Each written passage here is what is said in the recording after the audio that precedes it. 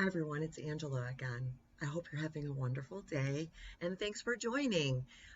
Right now, what I'm going to do is we're going to talk about reasons you might need an LLC as a wholesaler.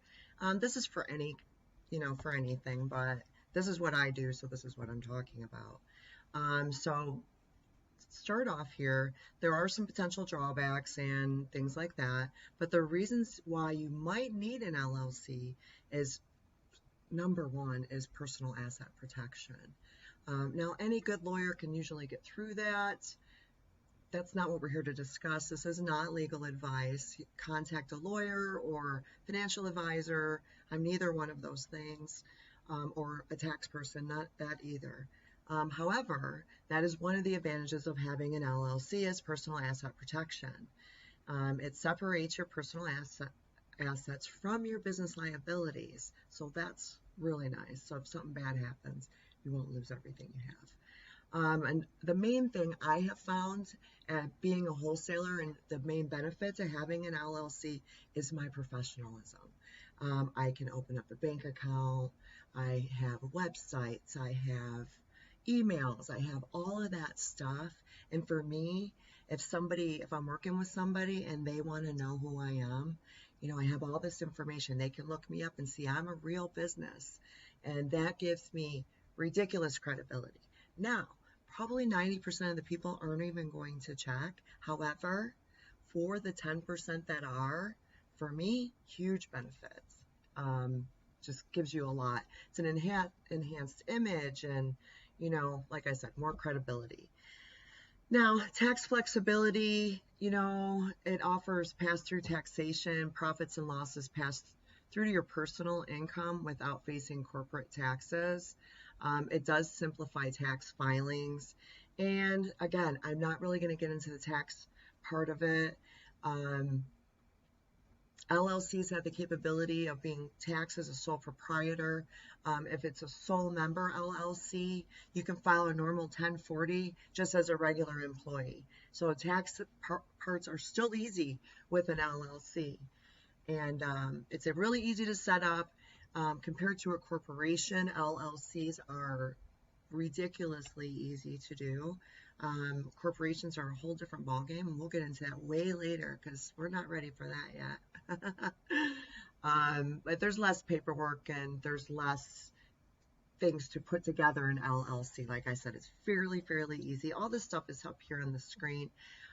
There's flexibility in your management structure. It's managed by the members or by appointing manager. It allows you to structure the management to best suit your own needs. There's some drawbacks. There's formation fees. Now, like I showed you in some of the other videos, you can get an LLC for only state fees. Different states are different fees. Michigan is $100. We saw also Montana was $35. So they're all a little different. There are annual fees.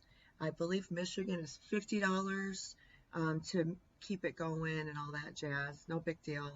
Now, tax obligations for self-employment taxes.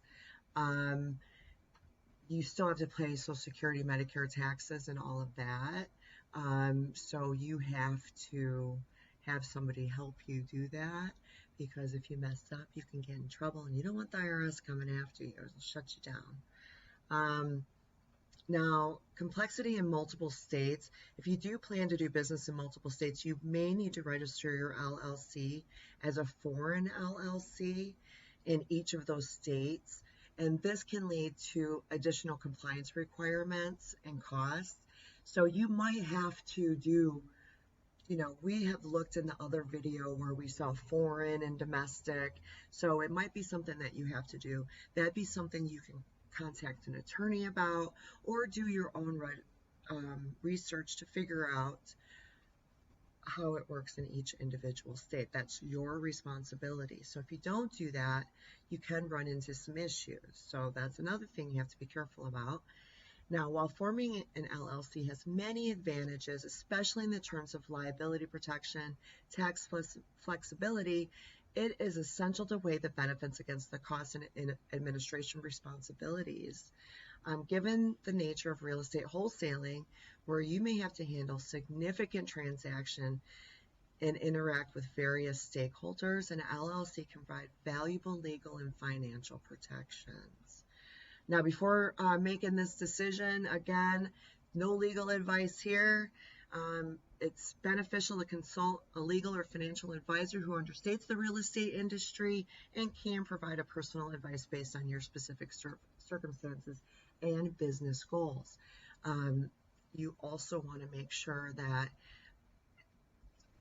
people that work in different industries are going to be more knowledgeable about your needs.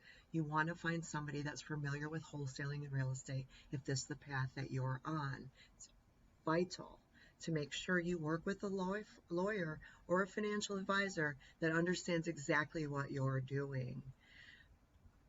So I want to thank you again for stopping by and watching and listening and learning. Let me know if there's anything else you'd like to see. I love doing this. Thanks again. Have a wonderful day.